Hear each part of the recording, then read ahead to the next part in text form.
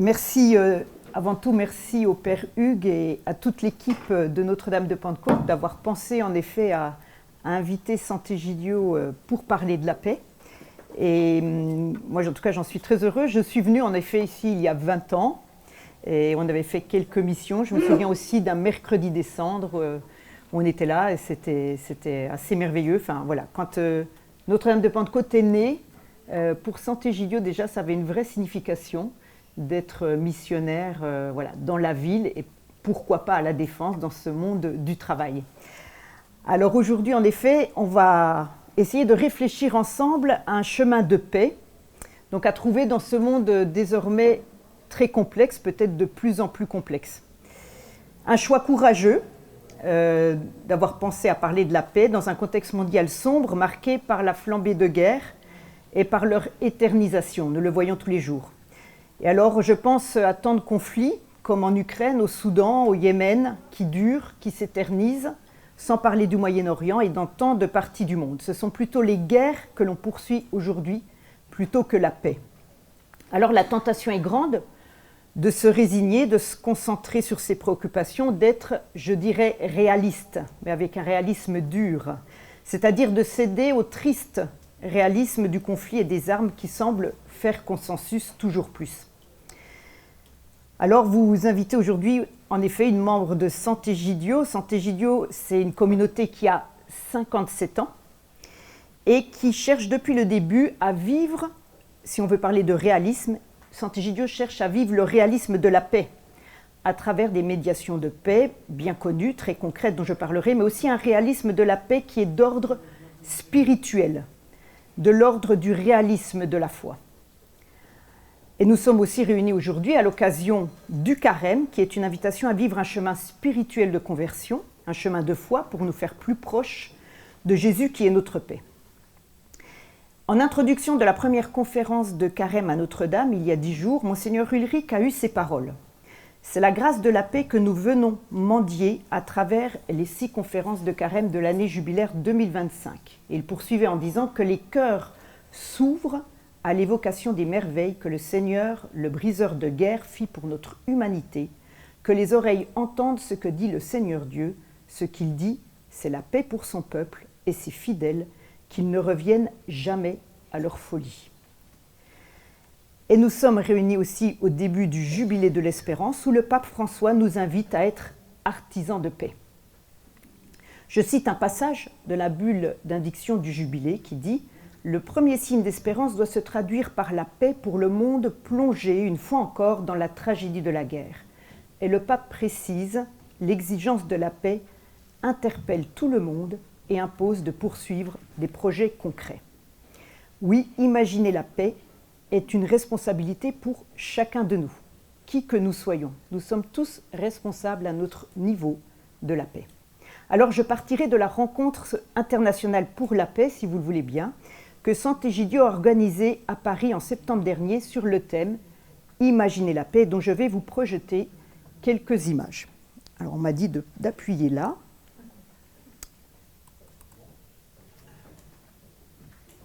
Et on va visionner ces 6 minutes et ensuite je continuerai.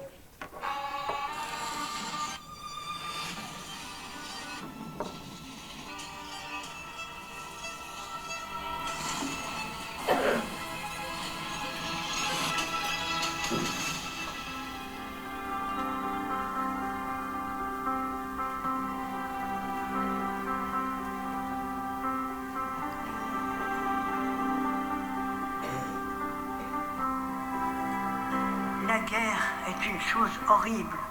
Quand j'entends parler des guerres et des rumeurs de guerre aujourd'hui, cela me fait peur. Parce que moi, je l'ai vécu, la guerre. Je ne l'ai jamais oubliée. On ne peut pas oublier, même à 93 ans. J'ai vu les bombes tomber. Ce n'est pas beau à voir. Ce n'est pas un feu d'artifice. Que nous sommes de moins en moins nombreux de ma génération à pouvoir témoigner du grand mal qu'est la guerre. Pourtant, il ne faut pas l'oublier. Je veux le dire en particulier aux jeunes générations. La guerre détruit tout. La guerre détruit tout. La vie, comme celle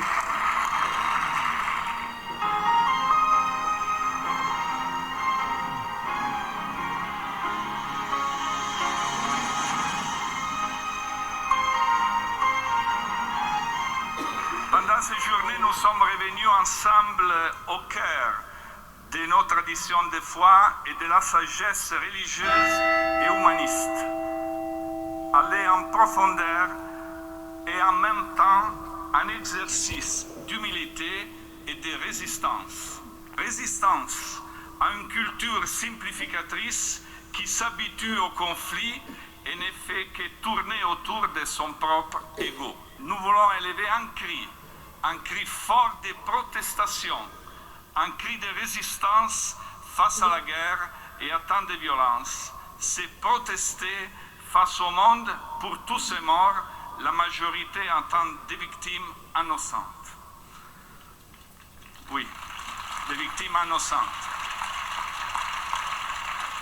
Nous protestons contre toute cette violence, cette haine, si loin de notre volonté de vivre en paix et de celle de beaucoup d'hommes et de femmes. Non, la guerre n'est pas notre avenir, elle ne peut être notre destin.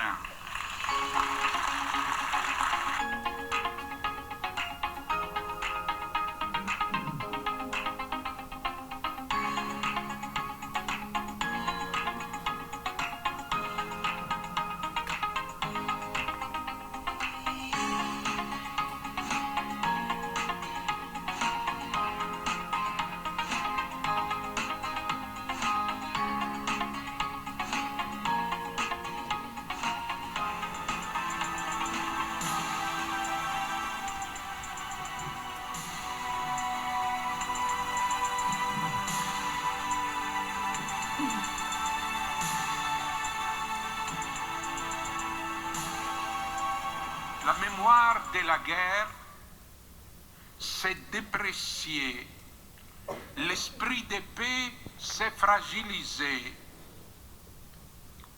Année après année, nous nous sommes rencontrés entre croyantes, même si à bien de reprises nous avons été mis à rude épreuve. Nous ne renonçons pas à cette vision. Nous n'abandonnons pas le monde religieux à l'isolement. Nous sentons plutôt la nécessité de développer les dialogues. Nous l'avons fait à Varsovie, à l'époque de la guerre froide. Nous l'avons fait après le 11 septembre 2001.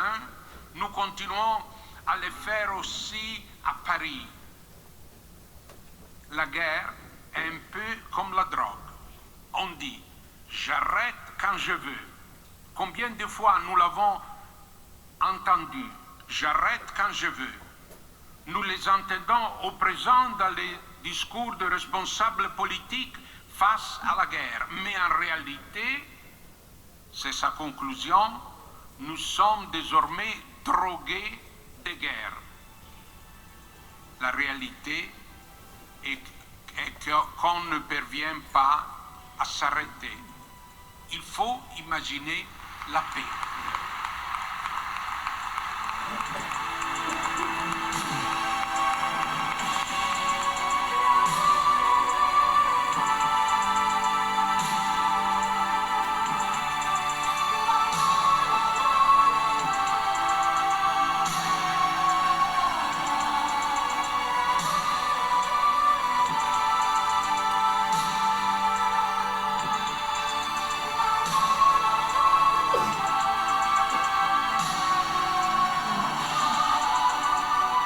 Questi giorni di cammino, di dialogo sono credibili et necessari.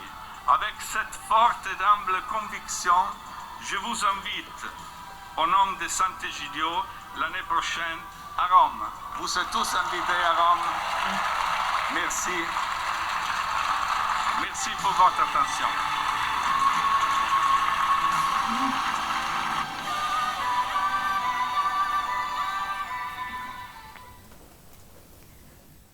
Donc voilà, vous êtes invités à Rome. N'hésitez pas. au mois d'octobre de cette année. La guerre est un feu qui détruit tout, comme l'a dit l'une des témoins intervenus. En effet, nous venons de l'entendre lors de la cérémonie de clôture devant la cathédrale de Notre-Dame. En effet, c'est un feu à l'abri duquel personne ne se trouve. Et comme Notre-Dame qui semblait pour toujours là, et dont on a mesuré la fragilité. Souvenons-nous, quand Notre-Dame a brûlé, qui l'aurait cru? Qui pouvait penser que ça arriverait un jour? Alors la rencontre annuelle internationale pour la paix s'est déroulée chaque année, depuis 1987, sur 3 journées consacrées au thème de la paix, au dialogue et à la rencontre entre un large spectre de participants. Vous l'avez vu, des leaders des grandes religions mondiales, des représentants du monde de la culture, de la société civile, des grandes institutions internationales et de la politique. Le thème choisi de cette édition était « Imaginer la paix » et a particulièrement orienté les échanges et les conclusions de cette rencontre dans une période où l'essentiel des moyens humains et financiers du monde sont, il faut bien le reconnaître, employés à imaginer et réaliser la guerre. Jamais le nombre de conflits n'a été aussi élevé à l'échelle de la planète depuis la Seconde Guerre mondiale. La réalité des conflits contemporains étant celle de guerres qui se diffusent et s'éternisent. On peut dire qu'une logique de guerre semble avoir pris le dessus et convaincu tout le monde qu'il n'y a pas d'alternative, tandis que le discours de la paix est devenu un discours impopulaire, voire impossible, un discours pour les belles âmes, hors du temps. Les grandes entreprises du XXe siècle, je parle du siècle dernier, qui visaient au rassemblement et à l'union des peuples, semblent dépassées. Je pense au pacifisme, à la coopération nord-sud, au désarmement atomique, à l'œcuménisme, au dialogue entre les religions, au dialogue entre les États et les cultures, et à la solidarité aussi. Les institutions qui les incarnent sont devenues résiduelles, comme l'ONU au niveau international. Et au niveau local aussi, on constate la baisse de ce que l'on peut appeler les tensions unitives, au niveau des familles, des syndicats, des partis politiques, de la vie associative, ce que l'on appelle les corps intermédiaires. Le monde est en morceaux. Et à la mondialisation et son grand mouvement d'unification par le marché et la compétition a succédé alors le désordre international et la fragmentation sociale d'un monde sans boussole spirituelle où la solitude est exaltée et où le victimisme et l'affrontement deviennent culture. Alors, à l'opposé de cette tendance, on pourrait dire en résistance, comme le disait Marco Impagliazzo tout à l'heure dans la vidéo, nombreux ont été les participants lors de l'assemblée inaugurale au Palais des Congrès, et puis aussi dans les 21 forums organisés sur les grandes questions pressantes de notre temps, de l'arme nucléaire à l'intelligence artificielle, en passant par la question des migrations, de l'Europe et de la démocratie. Parmi les 5000 inscrits de cette rencontre, il faut noter la présence de milliers de jeunes, dont 1600 lycéens, qui ont participé, de la France entière avec une majorité, vous l'imaginez bien, de franciliens. Mais lorsque nous avons invité les directeurs d'établissement à inviter leurs propres élèves, je dois vous dire qu'en 2024, toute l'année 2024, les directeurs d'établissement étaient très heureux de voir cette rencontre Imaginer la paix et de le proposer à ces élèves dans un monde de guerre. Alors, cette forte participation illustre à elle seule peut-être le principal résultat de cette rencontre, c'est-à-dire les mots que nous avons prononcés, le discours qui a circulé, la prière qui s'est exprimée, ont empêché que la paix soit enterrée, affirmant au contraire que la paix est vivante et populaire. Elle a redonné, on peut dire, gratuitement une voix au peuple sans voix, aux jeunes et aux pauvres. Et je voudrais souligner 2 voix de cette rencontre. La voix, ici. La voix de la mémoire et la voix de l'espérance. En commençant par le témoignage de Gilberte Fournier, cette dame de 93 ans, que vous avez entendue, et qui avait donc une dizaine d'années pendant la Seconde Guerre mondiale, mais qui n'a pas oublié et qui a donc fait acte de mémoire pour nous tous, et en particulier pour les jeunes générations, Cette mémoire de la guerre, tant dépréciée aujourd'hui, comme l'a rappelé Andrea Riccardi lors de l'Assemblée inaugurale. La guerre détruit tout, a dit Gilberte aux jeunes. Elle le sait, elle qui l'a vécu durement à Paris. Elle n'a pas eu le temps de tout raconter ce jour-là sur le parvis, mais elle aurait pu dire comment son père, jeune, est mort pendant la guerre, de maladies mal soignées, ou comment elle-même est tombée gravement malade pendant la guerre du fait des privations et de la peur, dit-elle. Et comment elle a été envoyée en Suisse pendant plusieurs années avec d'autres enfants pris en charge par la Croix-Rouge. Comment ne pas penser au drame alors que vivent aujourd'hui les enfants d'Ukraine et d'autres zones de conflit. Ce rappel que la guerre détruit tout, la présence devant Notre-Dame des représentants des grandes religions mondiales, la lecture et la signature d'un appel pour la paix, le message du pape François qui dit « Arrêtez la guerre, arrêtez les guerres, nous sommes déjà en train de détruire le monde, arrêtez pendant qu'il est encore temps », tout cela nous a tous profondément émus et marqués, je crois, comme l'ensemble de ces 3 journées où nous sommes allés en profondeur à la racine de nos religions respectives et en profondeur également au sens d'aller au cœur de la demande de paix des victimes innocentes rappelées par Marco Impagliazzo, président de Sant'Egidio, comme nous l'avons entendu dans la vidéo. Un autre moment émouvant a été le témoignage d'une victime innocente, justement, Lina Hassani, une jeune Afghane qui participait à l'inaugural, vous avez vu, toutes ces grandes personnes ou des grandes institutions. Et dans ces grandes institutions, il y avait Lina Hassani, une jeune Afghane, accueillie en Belgique grâce au couloir humanitaire ouvert par Sant'Egidio et qui nous a touchés justement en partageant son rêve de paix pour l'Afghanistan. Car aujourd'hui, soyons honnêtes avec nous-mêmes, qui rêve de paix en Afghanistan ? Elle a dit « Je souhaite un avenir où la paix prévaudra en Afghanistan et dans le monde entier, que les cicatrices du conflit se referment et que chacun trouve la force d'embrasser l'amour, la compréhension et l'unité. » Elle a demandé pleine de confiance « Je vous demande de continuer à soutenir les femmes et les jeunes filles afghanes qui ont désespérément besoin d'aide. Ensemble, nous pouvons faire en sorte qu'elles aient elles aussi la possibilité de rêver, d'apprendre et de s'épanouir. » Oui, après ces journées, nous sommes repartis chargés de grandes demandes de paix, demande de ne pas oublier ce qu'est la guerre et demande d'imaginer la paix. Nous en sommes là, à imaginer la paix. Et en effet, je suis convaincue que l'un des premiers engagements pour la paix que nous devons avoir est de parler de paix. Déjà commencer par parler, notre voix doit être entendue. C'est-à-dire de ne pas être résigné, indifférent à la guerre, de chercher la paix dans un travail de mémoire, de réflexion, de discussion dans l'histoire, et de le faire en particulier en incluant les jeunes générations. Un mot peut-être sur l'esprit d'Assise. Cette rencontre annuelle en est à sa 38e édition, depuis la rencontre historique convoquée à Assise le 27 octobre 86 par le pape Jean-Paul II, et dans le prolongement de laquelle s'est inscrite l'action de Sant'Egidio.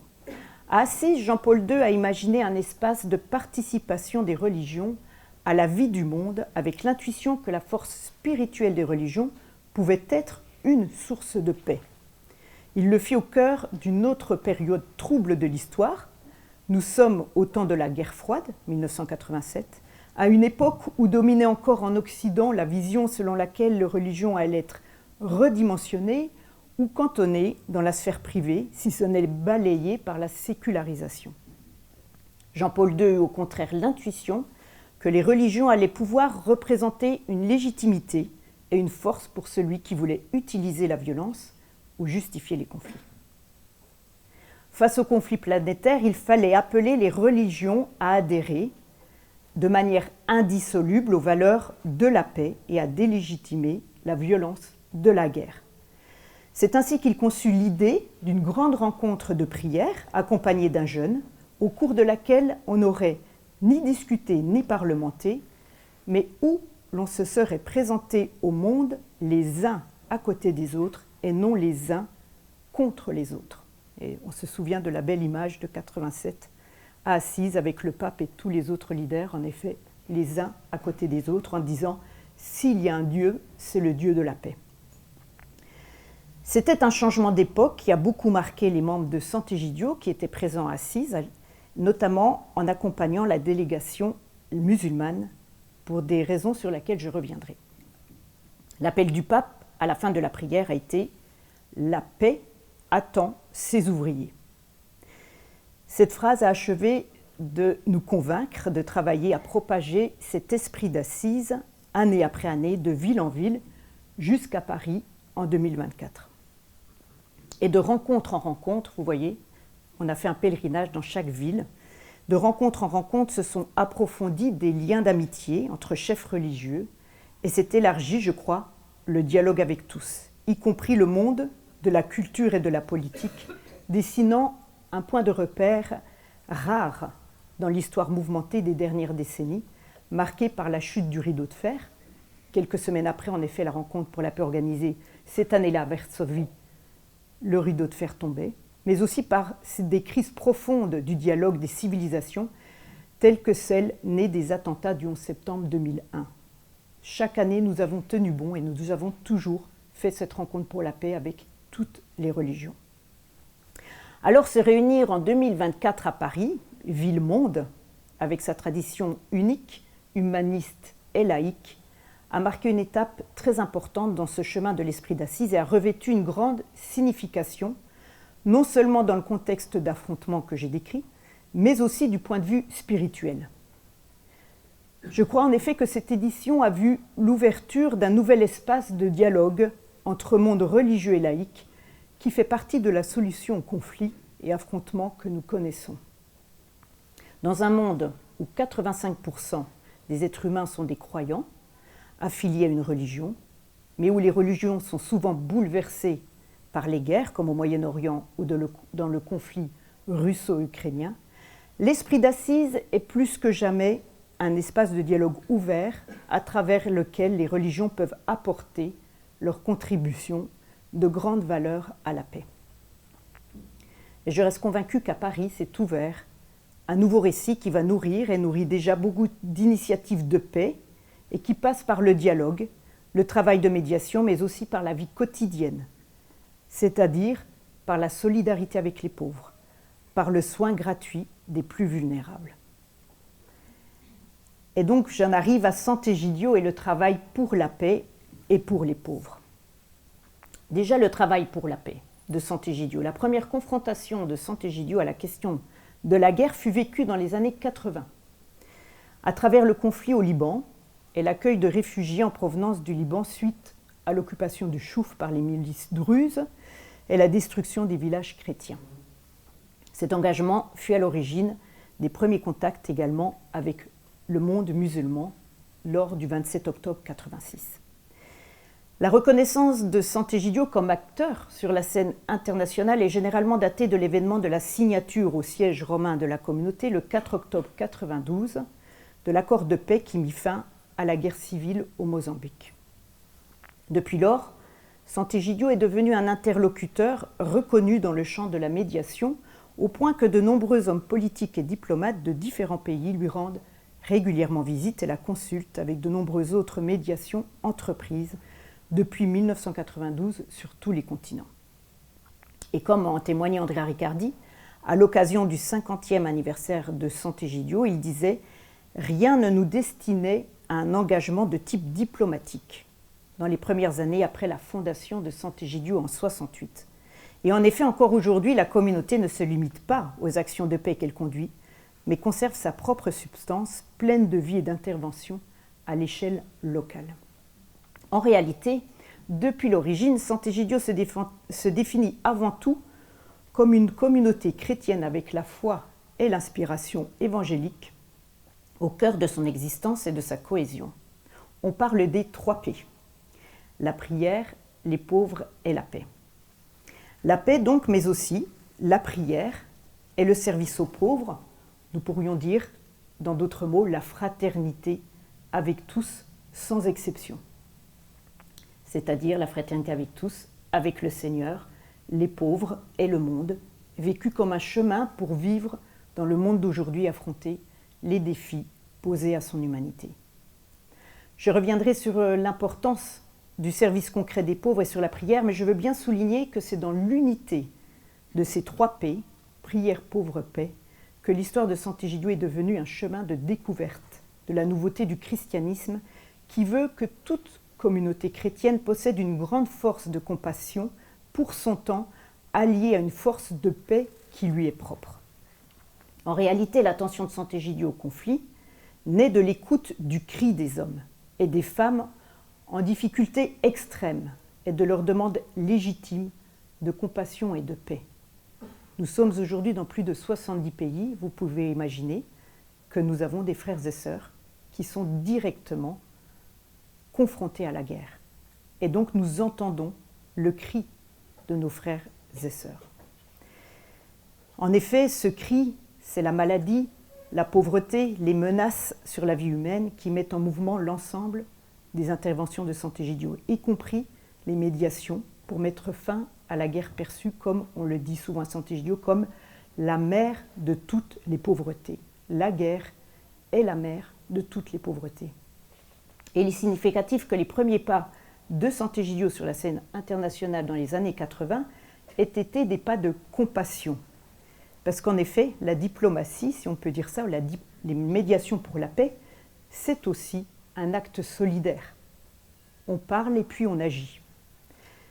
Nous avons parlé et aussitôt nous avons agi. Par l'accueil de réfugiés en provenance du Liban, suite à l'occupation du Chouf, par les milices druzes, par la destruction de villages chrétiens, mais aussi au Mozambique, quand nous discutions et en même temps nous envoyions des aides humanitaires aux populations mozambicaines victimes de la guerre civile. Le même engagement est aujourd'hui en effet en cours en réponse à la guerre en Ukraine, où Sant'Egidio compte des centaines de membres actifs sur le plan humanitaire auprès des plus fragiles. En effet, sans arrêt, nous envoyons des aides humanitaires de Paris, de Lyon, de partout de la France, de Rome, de toute l'Europe, pour les personnes âgées, pour les personnes de la rue, pour les enfants, pour les familles. Dans un temps de guerre, ceux qui restent sont souvent les plus pauvres et les plus vulnérables. Donc il faut continuer à les aider, il faut rester, il faut résister et les aider. On aime répéter à Sant'Egidio, si tu veux la paix, aime les pauvres. Alors de même que pour son action la plus locale, dans les périphéries de Rome et dans de nombreuses villes et villages de plus de 70 pays où elle est aujourd'hui présente, le paradigme de l'action internationale de Sant'Egidio est celui du bon samaritain, qui étendu au monde entier fait de la communauté un observatoire de l'horizon international, des frontières de la guerre, de la pauvreté des peuples, de la violence, attentif à recevoir les demandes et explorer les chemins possibles. Oui, l'action internationale de Sant'Egidio s'inscrit dans son projet initial de communauté fille de 68 et du Concile. L'un ne va pas sans l'autre. Nous sommes enfants de 68. Riccardi avait 18 ans en 68. Donc c'était des jeunes qui étaient en révolte, mais pas seulement en révolte extérieure, je dirais en révolte aussi spirituelle. Et donc il y a en effet dans cette communauté, c'est la fille de 68 et du Concile, dont Paul VI disait que le bon samaritain avait été le paradigme. Une église qui, comme l'affirme Pape François, peut être un modèle pour la paix dans le monde. Si l'église vit la joie de l'évangile, l'église, chaque communauté, chaque personne, alors tout peut changer. Rien n'est impossible. Et alors on peut connaître la béatitude promise par Jésus aux artisans de paix. L'initiative, en effet, depuis 2005 de Sant'Egidio pour l'ouverture des couloirs humanitaires pour les réfugiés syriens et irakiens, afghans ou en provenance de la Libye est un bon exemple d'action possible pour la paix et pour soulager surtout les victimes des guerres. En effet, cette voie nouvelle d'accès légal et sécurisé veut représenter une alternative à la géopolitique des murs, ainsi qu'à l'instrumentalisation en retour des flux migratoires et même à leur weaponisation, c'est-à-dire leur utilisation comme arme de déstabilisation par des puissances étrangères, comme plusieurs épisodes récents aux frontières de l'Europe l'ont montré. Donc accueil comme alternative aux morts en mer Méditerranée. Rompre le cycle de la violence et des morts causés par la guerre.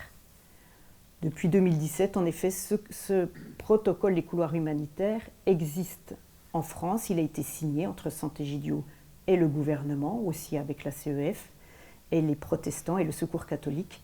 Et nous avons accueilli environ 1500 personnes de manière sûre et légale dans toute la France, notamment dans des milieux ruraux. Et je dois vous dire que l'accueil et l'intégration se passent plutôt bien, même très bien, surtout dans le monde rural. Alors, quels sont rapidement les conflits actuels où nous intervenons actuellement? C'est la République centrafricaine, où les difficultés suite à la crise de 2013 demeurent, avec un pays toujours divisé. Nous intervenons au Sud-Soudan, où nous essayons de faire dialoguer le gouvernement de transition avec des groupes armés qui n'ont pas signé les accords de Khartoum. Dans la crise, nous sommes aussi dans la crise casamançaise, nous sommes aussi dans la crise du Kivu, tandis que nous observons de près les conflits aussi au Tigré et au Soudan, mais aussi le dialogue politique en cours en Colombie. Le monde entier est en guerre aujourd'hui, une guerre par morceaux, pour reprendre l'image du pape François, qui appelle, je crois, un engagement radical. Et peut-être, avant tout, une vision renouvelée du monde et de l'Église. Et cette vision, c'est la paix, la prière et les pauvres. Nous revenons à Assise, faire sien le rêve de Dieu, qu'est la paix, projet de Dieu pour l'humanité, avec toute la création, sans irénisme, mais avec la conscience renouvelée à l'aune de la mémoire et de l'histoire, que tout est perdu avec la guerre. Depuis 3 ans, en effet, la guerre en Ukraine, la plus importante guerre en Europe depuis la Seconde Guerre mondiale, a presque rendu inaudible le discours de la paix, jugé irréaliste, naïf, voire coupable, tandis que s'installait un peu plus dans les têtes et dans les cœurs la culture de l'affrontement et la fausse évidence de la force et du marché des armes, et que la préoccupation pour les pauvres passait alors en deuxième ligne. Vous allez me demander quelles sont vos méthodes alors pour y arriver. Y a-t-il une méthode? Ça, c'est la première question. Y a-t-il une méthode? Je répondrai avec les mots de Mario Giraud, qui est responsable des relations internationales à Sant'Egidio depuis de nombreuses années et qui a reçu le prix pour la paix de la Fondation Chirac en 2010. Et lors de son discours, il disait « Travailler à la prévention des conflits est une descente dans l'histoire d'un homme, d'un groupe, d'une nation, une descente dans leur conscience. Il est nécessaire de se syntoniser avec leur discernement sur leurs raisons. Peur, méfiance, culture du mépris, pathologie de la mémoire, sentiment de victimisation, rancune, tort, tout y passe et tout se tient.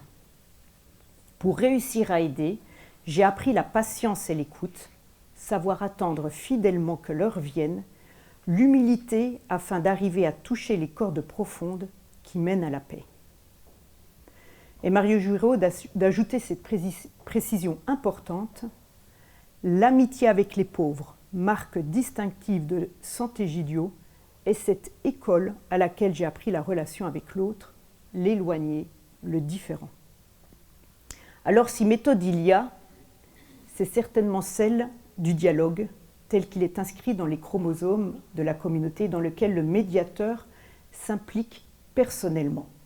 Je le dis bien, personnellement. Mario Giraud, en effet, parle d'une descente dans la conscience de l'autre. On s'implique personnellement comme ami et non à la façon d'un simple intermédiaire prestataire. On se donne. Ce qui transparaît ici est la dimension politique de l'amitié qui se traduit en paroles et en dialogue et dont Hannah Arendt décrit si lucidement la force de transformation lorsqu'elle dit « En parlant, nous humanisons ce qui se passe dans le monde et en nous-mêmes. » En parlant, nous humanisons ce qui se passe dans le monde et en nous-mêmes. Oui, la paix qui en résulte n'est ni le produit pur et parfait issu d'une formule magique, vous l'aurez compris, de schémas déjà prêts, de documents concoctés à l'avance, pas plus qu'un résultat planifiable par quelque organisation ou bailleur de fonds. Et en matière de médiation, plus que jamais, se vérifie cette formule chère au pape François, selon laquelle, je cite, « Le temps est supérieur à l'espace ». C'est-à-dire le temps du processus de pacification prime sur le réalisme des rapports de force et des sphères d'influence. Et je crois que l'image du tissage, du tisserand, utilisé par le pape François dans son message aux participants à la rencontre pour la paix de septembre dernier, est une bonne synthèse de ce qu'est le travail de l'histoire de Sant'Egidio depuis 68. Je le cite.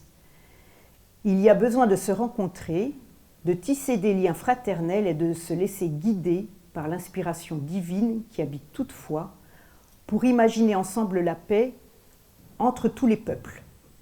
Il est nécessaire de trouver des espaces où discuter et agir ensemble pour le bien commun et la promotion des plus pauvres. » Oui, c'est en effet dans ce travail de tissage local et global, de liens de fraternité et de solidarité que l'histoire de Sant'Egidio est devenue un chemin de découverte de la nouveauté du christianisme qui veut que toute communauté chrétienne possède une grande force de compassion pour son temps, alliée à une force de paix locale, mais aussi globale, qui lui est propre. Alors pour revenir et peut-être terminer avec la rencontre pour la paix de septembre, on voit comment les pauvres ont été au centre de cette rencontre. Dans les paroles, mais aussi ils étaient là avec nous. Je pense à nos amis réfugiés, à tous les oubliés, aux personnes âgées, à nos amis de la rue, aux enfants de l'école de la paix. On voit comment cette orientation a rapproché les participants et les a constitués comme un peuple de paix. Oui, chers amis, partir des pauvres et de leur monde n'est pas partiel, mais cela conduit à un regard large et universel et à construire la paix. Alors en cette période de mondialisation, il est difficile de lire, d'expliquer, de comprendre le monde, parce qu'il reste très complexe, voire insaisissable, et aux multiples facettes. Donc, on est un peu des analphabètes du présent. C'est très compliqué, on se sent impuissant, on se sent seul. Et pourtant, l'expérience de Sant'Egidio est que si nous partons des douleurs, si nous souffrons avec ceux qui souffrent, si nous pleurons avec ceux qui pleurent, si nous partons des douleurs, ceux des pauvres et des plus fragiles, nous retrouvons une géographie, nous découvrirons une orientation préférentielle dans notre action. Et je dis cela parce que je suis aussi convaincue que les pauvres nous ramènent à l'Évangile de manière incessante. Je terminerai là-dessus en soulignant la première œuvre aussi de la communauté, le premier P, il y a un ordre, prière, pauvre, paix. Et c'est vrai que la première œuvre de la communauté, c'est peut-être la moins visible, mais c'est la prière. C'est une œuvre, c'est une action. Prier est une action. Certains d'entre vous ont sans doute eu l'occasion de participer à la prière de Sant'Egidio, peut-être dans la basilique Santa Maria au Trastevere à Rome, ou peut-être à Saint-Méry, à laquelle je vous invite aussi dans le centre de Paris. Et vous avez pu constater cette prière simple, communautaire, du soir.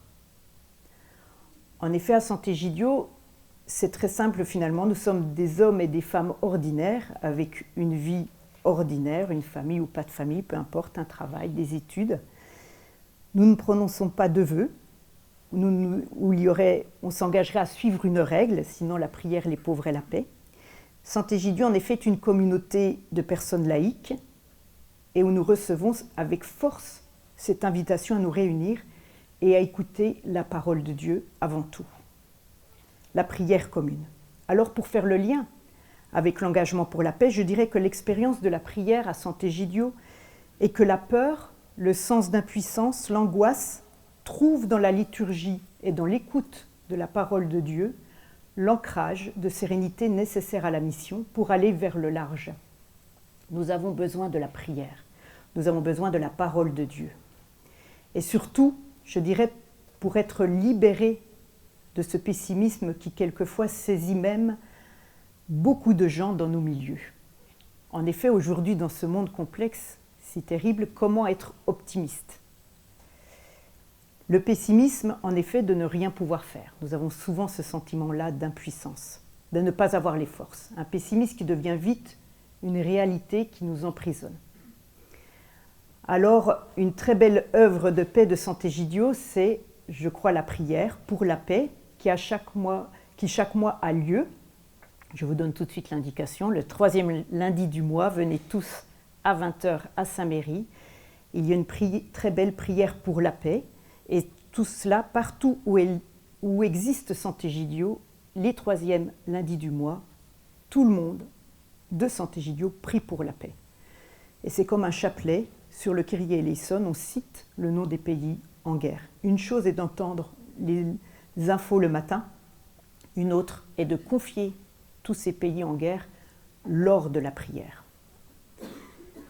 La prière, les pauvres et la paix, voilà en effet 3 mots intimement tissés ensemble dans la vie de Sant'Egidio. Et je crois qu'il y a une grande espérance que tout peut changer. Et je suis vraiment très heureuse d'être avec vous aujourd'hui pour témoigner de cela et pour échanger avec vous. Je vous remercie.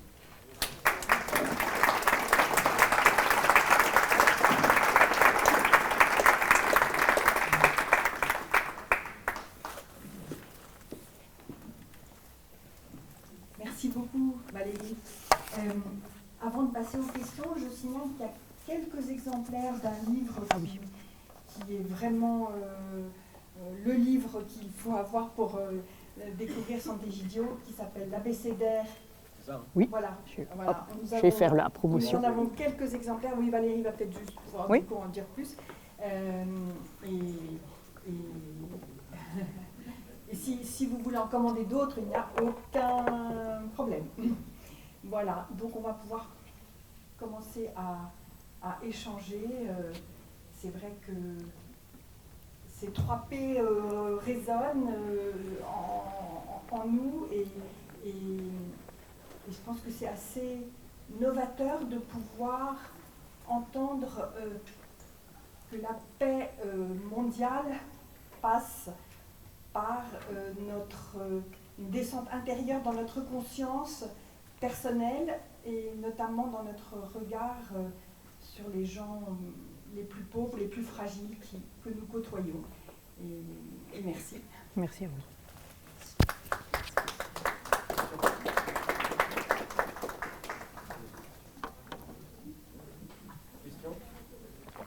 Alors il y a au fond,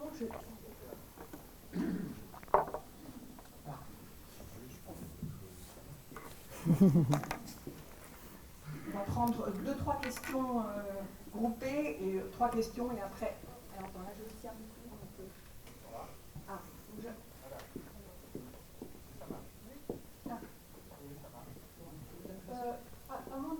à mon sens, il ne peut pas y avoir de paix sans pardon.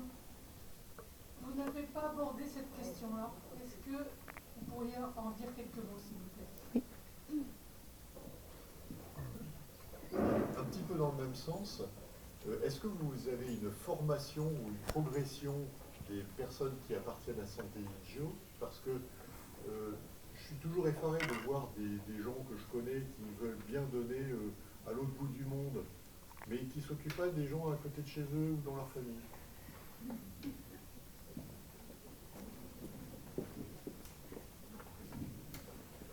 J'ai une question par rapport à l'actualité. On parle beaucoup de réarmement européen, du conflit en Ukraine.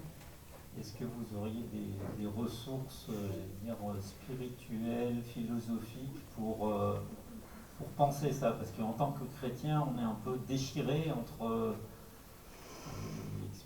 exposer le mot de réalisme, il faut savoir de quel réalisme on parle, mais voilà, du fait qu'on a en face de nous des pays qui peuvent avoir une volonté expansionniste, on juge en tout cas de notre point de vue non légitime, et puis cette vocation chrétienne à être un frère dans l'humanité de tout le monde, quoi. on prend les 3.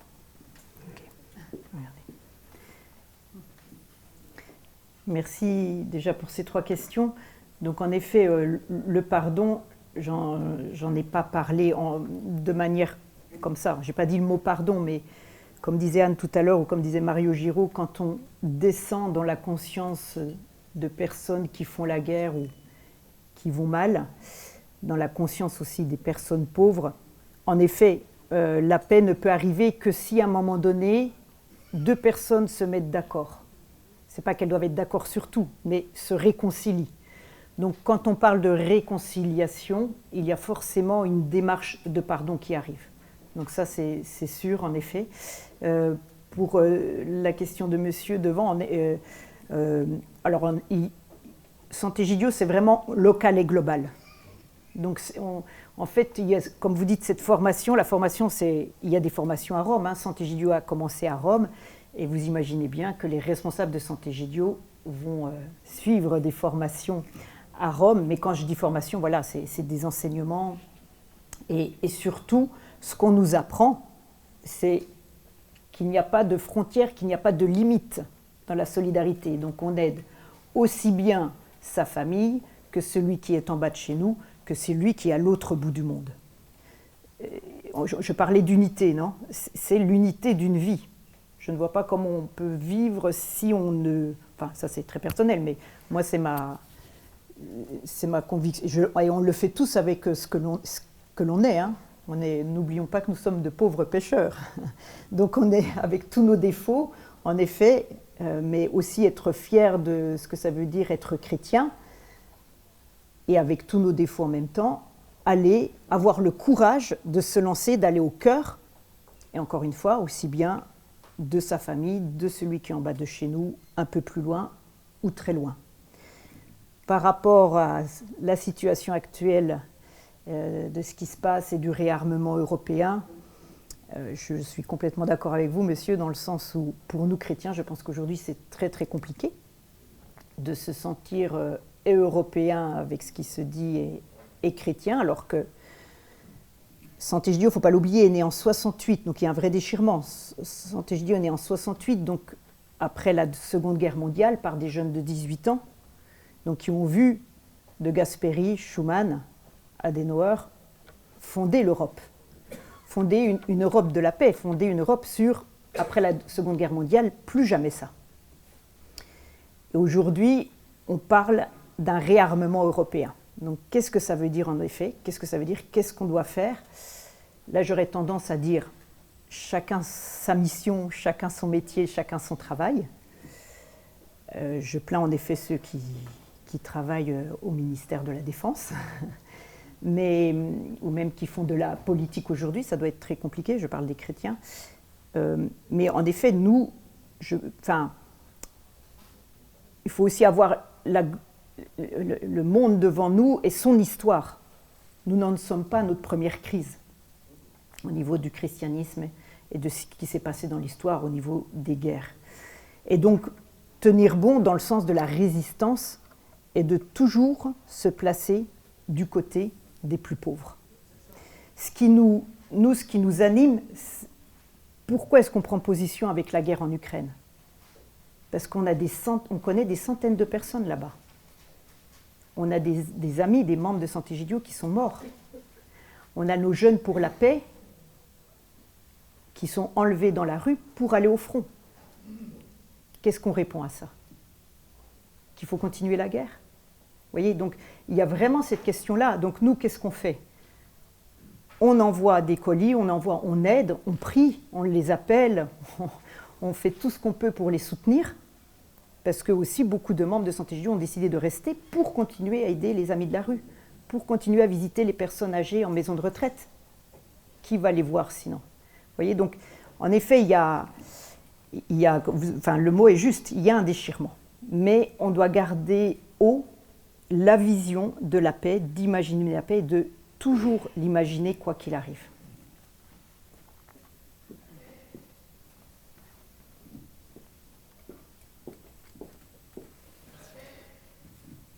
Vous avez parlé des assises et du rôle des religions. Est-ce que vous, à Sant'Egidio, vous travaillez à une médiation entre le patriarche russe, voilà, et le patriarche des orthodoxes des autres pays?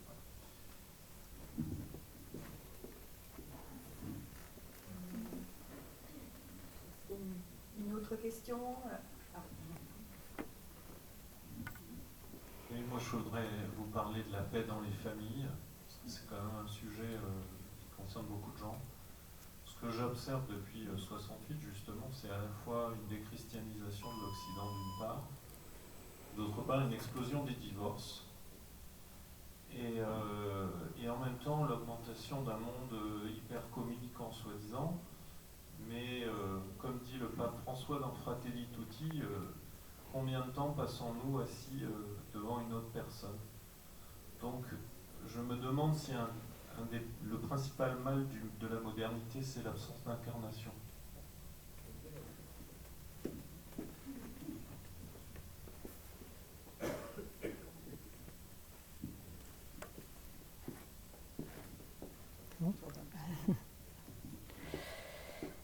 Donc en effet, dans l'esprit d'Assise, que faisons-nous avec le patriarche russe et les autres patriarches des autres communautés orthodoxes? Tout est très compliqué, comme vous pouvez l'imaginer. Il y a toujours eu, depuis 1987, un représentant de l'Église russe orthodoxe. Donc, c'était pas forcément, ça n'a jamais été le patriarche en lui-même, mais il y avait à chaque fois son numéro 2 qui était là, Hilarion et puis ensuite d'autres. Et je dois dire que là, en 2024, donc à Paris, il y a l'appel pour la paix, il y avait un Russe qui était là, quelqu'un de l'église russe de Moscou qui est venu. Il n'a pas pris la parole. Avant, à chaque fois, on avait quelqu'un qui prenait la parole à une table ronde. Depuis Berlin, le patriarcat russe a décidé de continuer à envoyer quelqu'un, mais sans prendre la parole. Et là, vous pouvez imaginer que c'était très compliqué, en 2024, l'appel pour la paix, déjà de l'écrire. On s'est posé la question vraiment si on allait l'écrire ou pas, enfin si on arriverait à écrire un accord pour la paix. Toutes les religions étaient représentées ici, et tout aussi les orthodoxes étaient là, de tout pays. Et il se trouve que l'évêque russe qui était là a signé l'appel pour la paix.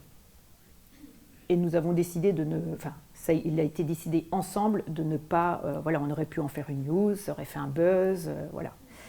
Justement, pour continuer dans les démarches de paix et aussi au niveau religieux, ça n'a pas été communiqué de cette manière-là, mais ça a été fait et nous continuons. Là aussi, nous avons des communautés en Russie, à Moscou, à Saint-Pétersbourg.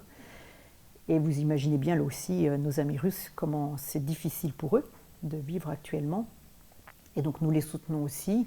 Et juste pour la petite anecdote, jusqu'à il y a 3 ans, chaque année à Pentecôte, il y avait une rencontre, un pèlerinage des communautés russes et ukrainiennes de Sant'Egidio. Donc vous imaginez bien qu'aujourd'hui, les jeunes pour la paix de Moscou et d'Ukraine se retrouvent parfois confrontés directement au front. Donc pour dire aussi comment c'est traumatisant et interpellant, et pourquoi on veut la paix. Par rapport à la paix et les familles, en effet, c'est très compliqué aujourd'hui. Je l'ai dit, dans le fait des corps intermédiaires, donc tout vole un peu en éclats, et surtout, il manque ces tensions unitives. On a absolument besoin d'être unis, donc en premier lieu dans la famille. Malheureusement, on le sait, ce n'est pas forcément le cas. Moi, je reste étonnée quand même. Donc, il y a ce côté dramatique. En effet, il faut y travailler, à vivre bien en famille, certainement, et puis à essayer, quand ça se passe mal, de chercher l'unité et la concorde et la réconciliation. D'un autre côté, pour ne pas être tout à fait pessimiste, je reste toujours étonnée, je reste étonnée cette année, vous l'avez vu comme moi dans les différentes journées, mais de cette augmentation de catéchumènes. C'est quand même étonnant de voir, alors évidemment que certains vous diront oui, mais justement c'est parce que les parents n'ont plus baptisé les enfants, donc ces enfants-là, mais justement, c'est très intéressant de voir que malgré l'éclat des familles, malgré la sécularisation, tout ce qu'on peut dire aujourd'hui, l'individualisation, le manque de proximité, tout ce qu'on a dit, des jeunes et des moins jeunes, rentrent dans une église et demandent de suivre un parcours de foi et de se faire baptiser ou de prendre la première communion. Et ou de se faire confirmer. On le voit nous aussi à Sant'Egidio au niveau des Jeunes pour la Paix, qui sont des jeunes vraiment qui viennent de tout milieu, donc beaucoup aussi de personnes qui n'ont pas reçu de culture chrétienne. Donc les pauvres, ils ne peuvent pas dire je veux suivre un chemin de foi, ils ne savent même pas ce que c'est que l'évangile. Donc nous avec Sant'Egidio, voilà, on leur apprend à travers les pauvres, on dit viens nous aider, puis petit à petit ils comprennent quelle est notre force, la force de la prière. Et donc quand même, moi je trouve ça intéressant pour faire un discours, mais vraiment j'en suis convaincue au niveau de l'Église de France, et je ne le dis pas du tout pour faire cocorico, mais voilà, j'ai la chance de faire partie de Sant'Egidio qui est dans le monde entier, donc j'ai aussi ce regard depuis Rome et depuis plein d'autres pays. Et je dois dire que l'Église de France, malgré sa faiblesse, malgré tout ce qu'elle est, on n'observe pas ça en Italie, on n'observe pas ça en Espagne, on n'observe pas ça en Allemagne. Et il me semble qu'il y a toujours cette force un peu radicale des Français qui arrivent toujours au dernier moment à trouver une force en tout cas et un réveil. Et je terminerai là-dessus sur le réveil, c'est-à-dire ça fait partie de la résistance. Et je pense que nous, on a la chance d'avoir une culture chrétienne et il me semble qu'on est vraiment appelés à parler avant tout, à parler et à diffuser un maximum cette culture, à inviter et à vivre ce christianisme de manière, je dirais, très communautaire. Quand je dis communautaire, c'est-à-dire vraiment du vivre ensemble, enfin de le partager, quoi, et même d'aller bien au-delà des familles. C'est-à-dire, le christianisme se réveillera si on vraiment partage cette joie de l'évangile avec tous, sans frontières. Voilà.